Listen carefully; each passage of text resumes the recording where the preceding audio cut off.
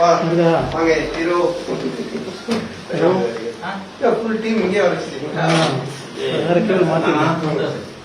கடவுள் மீது ஆணையா சொல்றேன், இவ்வளவு பேர் வருவாங்கன்னு எனக்கு தெரியாது.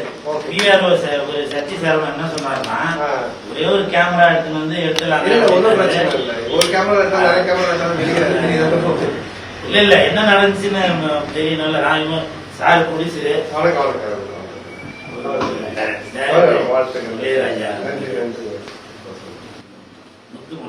ஃபர்ஸ்ட் ரொம்ப நன்றி. நண்பனை வந்து ஹீரோ வச்சு எடுத்து எல்லாம் பண்ணதுக்கு ஓகேங்களா.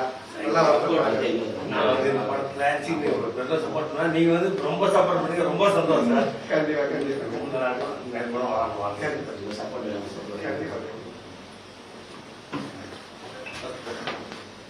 நான் போறேன்டா. அப்புறம் ஆடியோ ரிலீஸ்ல சொல்லுவேன், அவனே சார் வைக்கணும்ட்டு அவனே போட்டுறான். கேட்டுடா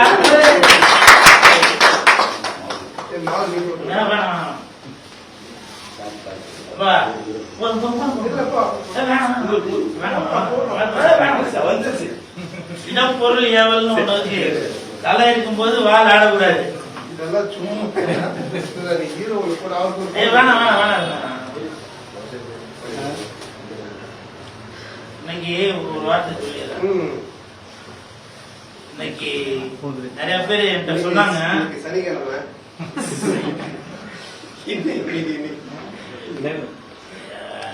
நிறைய பேர் என்கிட்ட சொன்னாங்க, சுரேஷ் நீங்களே பல படத்துக்கு பப்ளிசிட்டி பண்றாரு, உங்க படத்துக்கு பப்ளிசிட்டி பண்ணணுமா அப்படின்னு சொல்லி. அப்ப நான் சொன்ன ஒரு வார்த்தை, என் தாய் தந்தைக்கு பிறகு நான் நல்லா இருக்கணும்னு நினைக்கிறவன் என் நண்பன் சந்தானம்.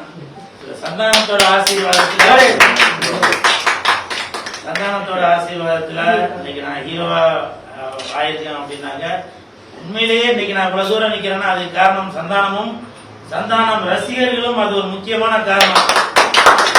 சந்தானம் மட்டும் இல்ல, சந்தான ரசிகர்களும் முக்கியமான காரணம். ஏன்னா நான் எது விஷயம் பண்ணாலும் அதை வந்து நல்லா ஷேர் பண்ணி கமெண்ட் பண்ணி, அது உண்மையிலேயே சந்தானம் அது உனக்கு தெரியும், நான் சொல்லிதான் தெரியணும்ன்றது இல்லை. அதனால நான் வந்து நல்லா இருக்குன்னு நினைக்கிறாரு.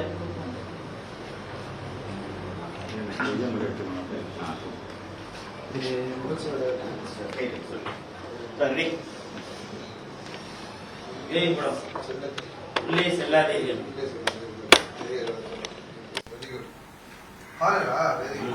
உள்ளே செல்லாதீர்கள்.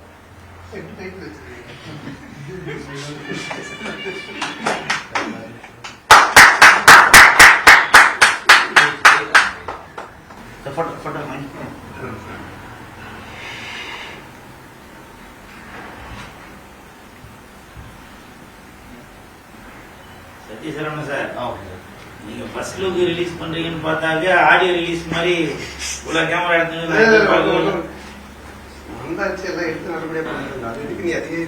இல்ல எனக்கு உண்மையிலேயே தெரியாது சார்.